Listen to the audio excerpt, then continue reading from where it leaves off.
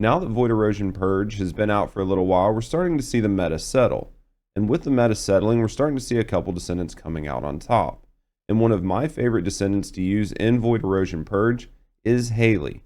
And today we're going to go over the build that I use in stage 30 and when I'm helping people try to push up there.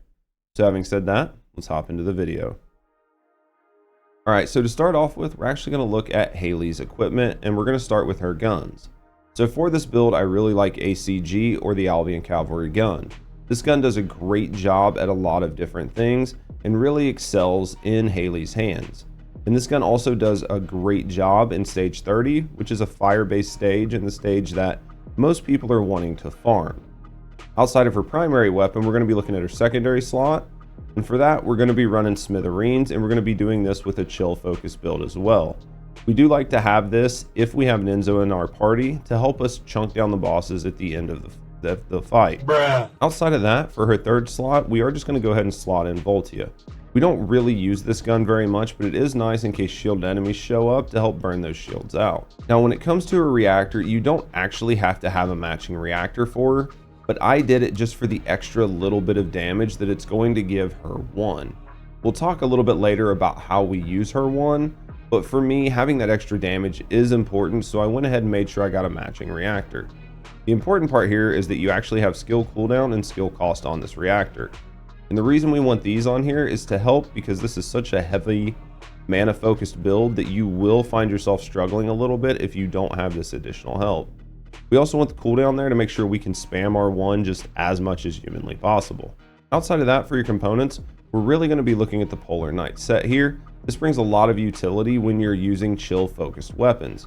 And that's basically what we're going to use in this entire build. For this and these components, you really want to try to have MP recovery on the three that can actually have it. Realistically, it's nice to have the sensor have both max MP and MP recovery. This is really a hard sensor to get, and most people are struggling to get a decent one to drop. At the end of the day, if you can get anything on this sensor, you're doing really well. Now for the Inversion Reinforcements, we're going to be using Neurostimulation and Neuroconcentration. Both of these have a good chance to get you back a little bit of MP. And this build again is very MP focused, and you're going to want any help you can to help you keep your MP up. That way you don't have to run all over the map every time you kill a pack. Ensure you have enough MP to make it to the next pack. Outside of that, we are using chill focused rounds. The real reason here is it's just bonus damage, and we plan on using this against the Legion of Darkness. This whole build is really focused around Cold Fury. We want to try to get the cooldown on this as low as humanly possible and reduce the MP cost as much as we can. We want to try to have as much uptime on this skill as humanly possible. Alright, so for this build we are going to use Cryogenic Cluster as a red mod slot here. This is just going to help us have that skill do additional damage when it does come off as we're shooting the targets. So for this build, we're actually going to have focus on singular and focus on chill. And the reason we have these on is because both of them give us just a little bit of cooldown reduction. Outside of that, we actually have MP conversion and nimble fingers as well for that additional cooldown. I do actually go with maximum conservation here as well, just to get the cost, the MP cost down a little bit more to make this a little bit more manageable. Outside of that, we are going to run shot focus and a few HP mods because Hailey really kind of struggles with survivability in this build. Yeah, so shot focus is for gun damage, not HP. Judge is an idiot. The last two mods we're looking at is skill insight and hyper focus. The reason we're running skill insight is to help our skill crit hit rate be just a little bit higher because we're using that with hyper focus. What hyper focus does is if we get a weapon crit hit, it makes our skill damage do more. If we get a skill crit hit, it makes our weapon damage do more. And when we talk about our skill weave later on, you'll see how we use this to our benefit to try to drive our damage numbers up just a little bit higher. So the whole concept behind this build is to turn on our 3 and have our 3 on the entire time we're firing. And the reason we're doing this is because it's giving us more crit hit rate on our weapon. As you can see, if we don't have our 3 on versus when we do have our 3 on, just the amount of difference in crit hits that we actually get. So the whole point of this build is to try to keep your 3's uptime as much as possible.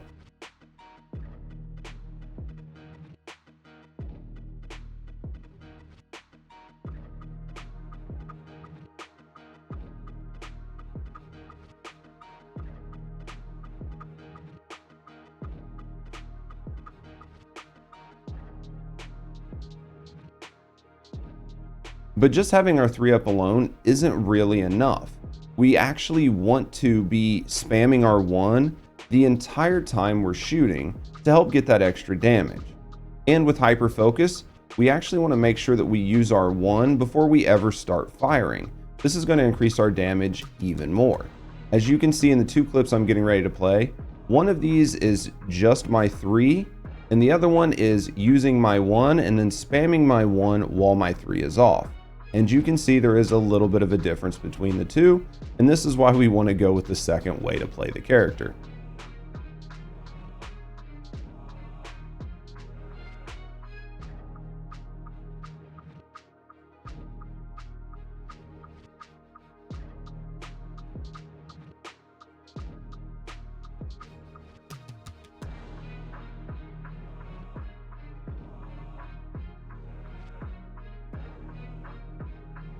So you can see that using the 1 and using it on cooldown gets us roughly about a 20+%, 25% additional bonus damage, which can be really huge.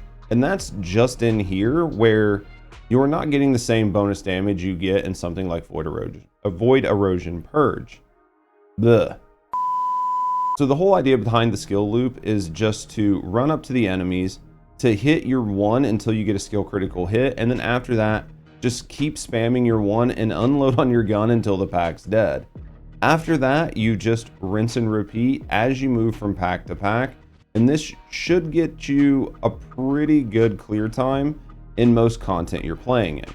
Alright guys, so that should be everything you need to know about Hailey, her Kun build that we use for Void Erosion Purge, and her entire skill loop. Hopefully this helps you clear Void Erosion Purge and helps you move deeper into those stages. Now, we didn't go into each individual gun build, and I think that that's definitely something that we should tackle in its own individual video. But if that's something you're interested in, let me know down in the comments below, and I'll be sure to get those videos out here soon. Hopefully this video and this Void Erosion Purge series really helps you guys out, and if you have any tips or tricks or anything that we as a community need to know, definitely let us know down in the comments below. If you did like the video, consider liking it and subscribing to the channel, because it really helps me out in the future. And if you're looking for another way to talk to me or the community, consider coming and seeing us over on the live channel, over on Twitch. Having said all that, thanks for watching, and as always, have a great day.